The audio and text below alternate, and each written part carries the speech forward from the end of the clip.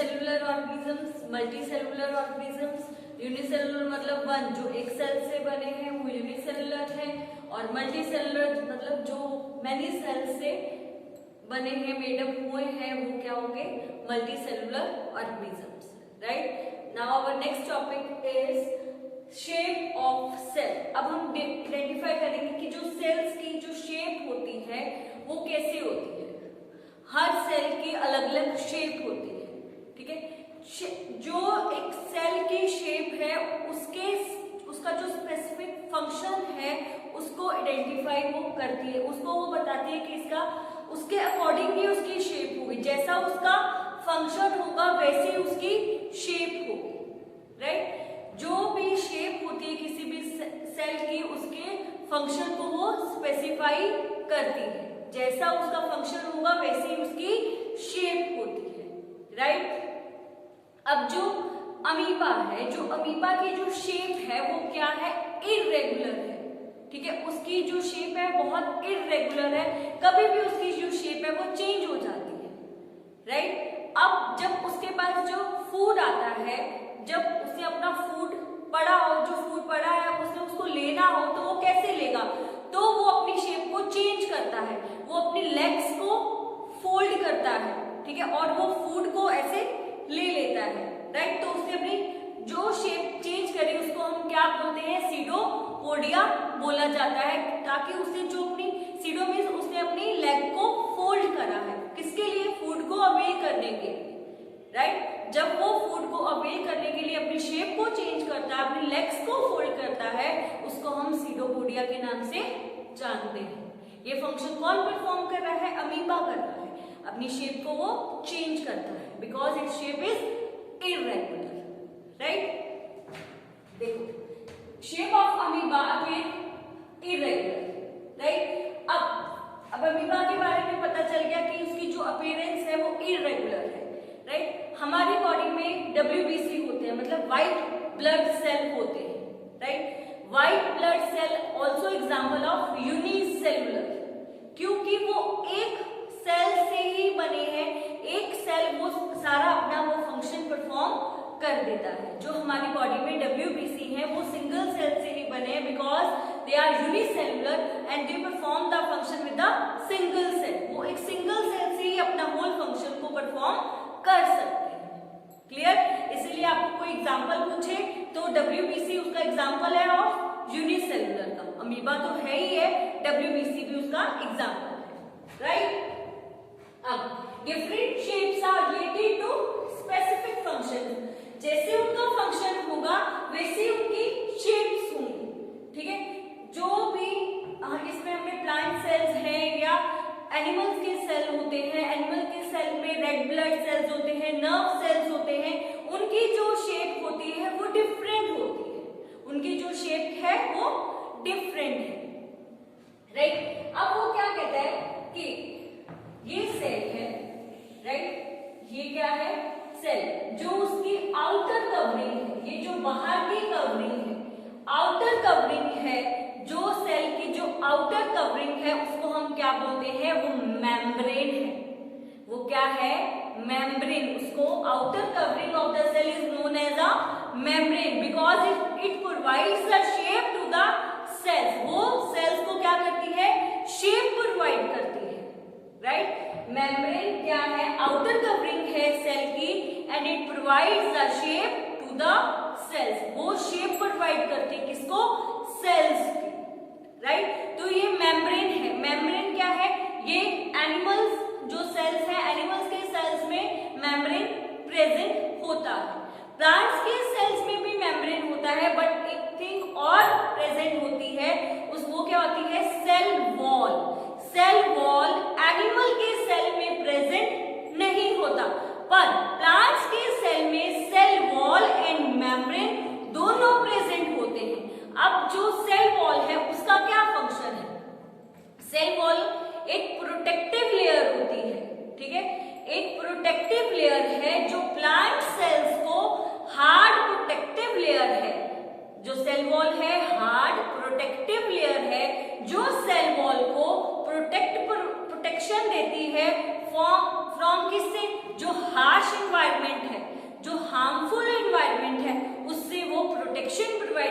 हैं plant cell को।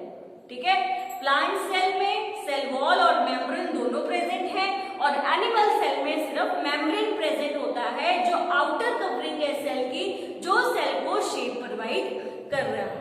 Clear?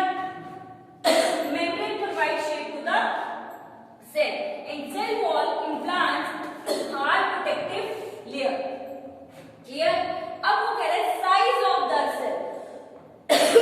अब आपको पता है जो सेल के साइज होता है वो डिफरेंट होता है, और जो सेल का मेनली साइज होता है वो बहुत छोटा होता है, जिसके कारण हमें उनको माइक्रोस्कोप की हेल्प से देखना पड़ता है।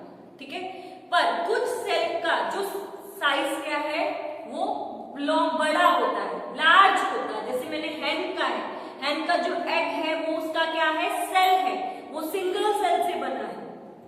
हैन का जो एग है वो एक सिंगल सेल है, वो उसका सेल है, वो हार्ड वो क्या है, बड़ा है, वो जो आप उसको अपनी आई से देख पा रहे हो, उसके लिए आपने कोई माइक्रोस्कोप की जरूरत नहीं पड़ी है, आप उसको वैसे ही देख पा रहे हो। राइट? वैसे ही एक ऑस्ट्रिच का जो एग होता है वो बहुत लार्ज होता है, वो भी एक सिंगल सेल है, सिंगल सेल से बना है, वो भी बहुत लार्ज है, आप उसको ऐसे भी देख सकते हैं। क्लियर? फिर वो क्या बनता है, अब एग है, उसने आपको एक एक्सपेरिमेंट करके बताया था कि एक एग है, ठीक है, जब आप एग को ऐसे ही ब्रेक करते हो, उसके अंदर येलो पार्ट जो होता है एक लिक्विड फॉर्म में होता है। ठीक है, फिर उसके बाद यदि आप उसी एग को, ठीक है, जो आपने ब्रेक नहीं करा है, यदि मैं उसको ऐसे बॉईल करती हूँ तो वो ही जो एग होगा वो सॉलिड फॉर्म में हो जाता है। ऐसा क्यों होता है? क्योंकि उसके अंदर प्रोटीन है, आपने उसको हीट प्रोवाइड करी तो वो सॉलिड फॉर्म में चला जाता है। ठीक है, वो क्या हो गया, वो सॉलिड फॉर्म में चला जाता है, क्योंकि हमने उसको क्या दी, हीट दी, इसीलिए उसने सॉलिड फॉर्म में वो चला गया। राइट? अब जो सॉलिड फॉर्म में कर गया है उसका जो येलो पार्ट होता है, जो एग का येलो पार्ट है, उसको हम क्या बोलते हैं, यॉक बोला जाता है। एग के जो येलो पार्ट को हम क्या बोलते हैं, यॉक बोला जाता है। वही इसमें बोल रहा है जो साइज है सेल का, ऑस्ट्रिच का वो लार्ज सेल है। ठीक है, जो सेल का साइज होता है वो किसके रिलेटेड होता है, रिलेटेड टू इट्स फंक्शन। जैसा साइज है वैसा ही उसका फंक्शन होगा। Size of the cell is related to its function, उसके फंक्शन से वो रिलेटेड होता है। क्लियर? फिर वो क्या, फिर उसके बाद वो क्या कह रहा है कि जब आपने सेल लिया, ठीक है, आपने मतलब आपने एग लिया, एग के अंदर येलो पार्ट होता है, एंड जब आपने उसको हीट प्रोवाइड की तो वो सॉलिड बन जाता है। ठीक है, क्यों सॉलिड बना, क्योंकि उसमें प्रोटीन था। फिर उसमें जो येलो पार्ट है वो उसको क्या बोलते हैं, उसको योक बोला जाता है, और जो व्हाइट पार्ट होता है उसको हम एल्ब्यूमिन बोलते हैं। ठीक है, इसमें हमने दो थिंग समझी, जो येलो पार्ट है वो यॉक है, और जो व्हाइट पार्ट है वो एल्ब्यूमिन, उसको हम बोलते हैं। क्लियर? इतना समझ में आया? फिर वो कहते हैं जो नर्व सेल्स होते हैं ना, आपको उसने बताया जो सेल के जो फंक्शंस हैं उनके साइज पर भी डिपेंड करते हैं, जैसा उसका साइज है वैसे उसके फंक्शंस होंगे। राइट? अब जैसे नर्व सेल है, नर्व सेल कैसा होता है, लॉन्ग होता है। नर्व जो सेल है वो क्या है, लॉन्ग है। क्लियर? ये थे मेरे उसका साइज, फिर हमने शेप के बारे में इसमें डिस्कस करा। Now next topic is cell structure and function. अब जो सेल स्ट्रक्चर कैसा है और उसका फंक्शन क्या है, अब इसमें हम सेल का स्ट्रक्चर समझेंगे, उसके फंक्शन समझेंगे। राइट? अब सबसे पहले वो कह रहे हैं कि जो प्लांट्स के डिफरेंट ऑर्गन्स हैं वो डिफरेंट फंक्शंस को परफॉर्म करते हैं। जो प्लांट्स के डिफरेंट ऑर्गन्स हैं वो डिफरेंट फंक्शंस को परफॉर्म करते हैं। कैसे?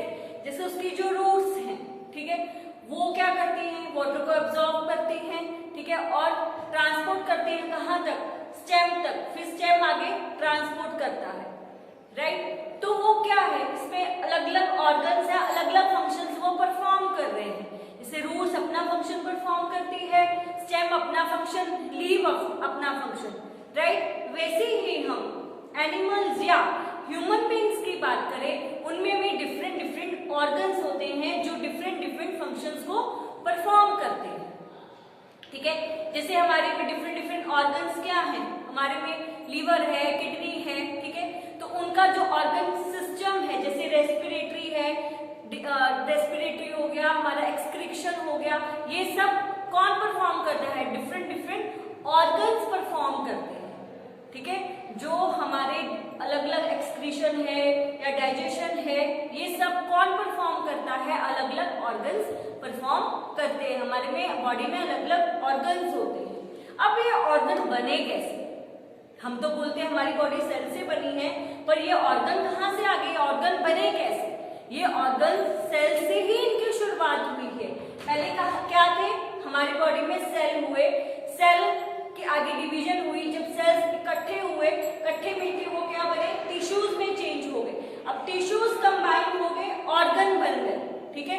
अब ऑर्गन कंबाइन हो गए, पूरा ऑर्गन सिस्टम को बनाते हैं। ऑर्गन सिस्टम मतलब एक्सक्रीशन, डाइजेशन, ये सब क्या है, ऑर्गन सिस्टम है। जो हमारा बॉडी में सिस्टम चल रहा है, वो कौन परफॉर्म करता है, उसके फंक्शंस कौन करता है, ऑर्गन्स करते हैं, ठीक है। जो हमारी बॉडी में डिफरेंट डिफरेंट ऑर्गन्स हैं, वो परफॉर्म करते हैं। वो कहाँ से बने, सेल से टिश्यू बने, टिश्यू से ऑर्गन बने, फिर क्या बना, ऑर्गन सिस्टम परफॉर्म करना शुरू हो गया। इससे पूरा एक ऑर्गेनिज्म रेडी हो गया है। सबसे जो मेन थिंग है, इसीलिए इसको, जो सेल को एक स्ट्रक्चरल यूनिट और फंक्शनल यूनिट बोला जाता है, क्योंकि इससे ही पूरा एक ऑर्गेनिज्म रेडी होता है। सेल थे, कंबाइन हुए, टिश्यू बने, टिश्यू कंबाइन हुए तो ऑर्गन बने, जिससे एक ऑर्गन सिस्टम बनना शुरू हो गया। क्लियर। तो ये क्या है, ये कहां से हुआ, ये सेल से हुआ। यही उसका सेल का स्ट्रक्चर था और उसके फंक्शंस थे कि कौन कौन से उसके फंक्शंस होते हैं। ये सब हमने इसमें डिस्कस कर लिया कि उसका कैसा स्ट्रक्चर है, ठीक है।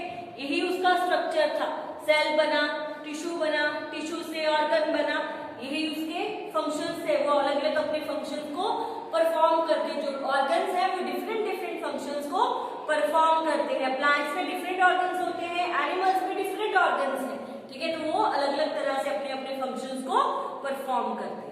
क्लियर। यहाँ पे ये टॉपिक मेरा फिनिश्ड होता है। नेक्स्ट हम नेक्स्ट वीडियो में शुरू करेंगे। आज का हमारा यहाँ पे फिनिश्ड होता है।